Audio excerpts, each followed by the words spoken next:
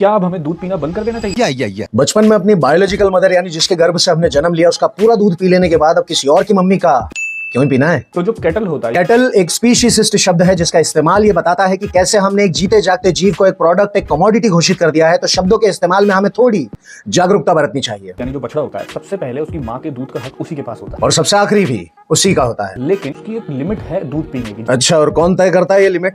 मतलब ये वैसी बात नहीं हो गई कि कहीं कोई इंसानी माँ बैठकर अपने बच्चे को दूध पिला रही है और हम जाकर के बोले कि अरे बस बस भाभी जी क्या कर रही हो, उसकी लिमिट पूरी हो गई है। कसम से इतने जूते पड़ेंगे ना इस बात पे कि कितना मुश्किल हो जाएगा। अगर इससे ज्यादा वो दूध पिएगा तो उसको डायरिया हो जाएगा, दस्त हो जाएगा। हाँ क्यों नहीं, मदर नेचर, माँ प्रकृति तो बेवकूफ है ना जो ऐसे जीव बनाएगी कि बच्चा अपनी ही माँ का दूध पी ले तो दस्त से मर जाए।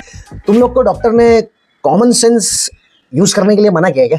यहाँ पे उसको दूध पिलाने के बाद जो दूध बच जाता है, इतिहास में सिर्फ बच्चे के शुरुआती पोषण जितना दूध बना सकने वाली गाय भैंसें अचानक से इतना सारा दूध कैसे बनाने लग गई, इस बारे में पता लगाने की जहमत तो उठाई नहीं होगी। जो दूध बच जाता है वो हम ह्यूमंस या इंसान कंज्यूम कर सकते हैं। बचपन में अपनी मम्मी का पूरा दूध पी लेने के बाद गाय भैंसों का दूध भी हमारा है ऐसा हम अज्यूम कर सकते हैं। जो फार्मर पढ़े लिखे होते हैं उनको पता होता है कि अगर इस बछड़े को सही से न्यूट्रिशन नहीं दिया गया तो फ्यूचर में वो अच्छा दूध नहीं दे पाएगी। नहीं चाहिए ना भाई, क्यों पीना है किसी और की मम्मी का दूध? जबरदस्ती जानवर को पैदा करवाना, फिर उसको ऐसा बना देना कि वो ज्यादा दूध बनाए, फिर ऐसा अज्यूम कर लेना कि उसके बच्चे को पिलाने के बाद हम तो ले ही सकते हैं। नहीं ले सकते। क्यों ले सकते हैं? मिल्क हम बच्चों के डेवलपमेंट के लिए बहुत जरूरी। क्या बोला भाई? मिल्क हम बच्चों के नए नए पैदा हुए बच्चे को शुरुआती पोषण के लिए कुछ समय तक दूध चाहिए, वो भी अपनी मम्मी का। बड़े होने के बाद उसे दूध नहीं चाहिए किसी की भी मम्मी का। इसलिए गौ को गौ माता भी कहा जाता है। इतिहास में था एक ऐसा समय जब गऊ और नदी को माँ कहा गया था और वैसा व्यवहार भी किया गया था, पर आज नदी और गऊ दोनों की हालत हम दोनों को बहुत अच्छी तरीके से पता है। तो अब इंडिया पिएगा दूध। इंडिया नहीं, दुनिया पिएगा दूध। दुनिया में भी सिर्फ स्तनधारी जीव,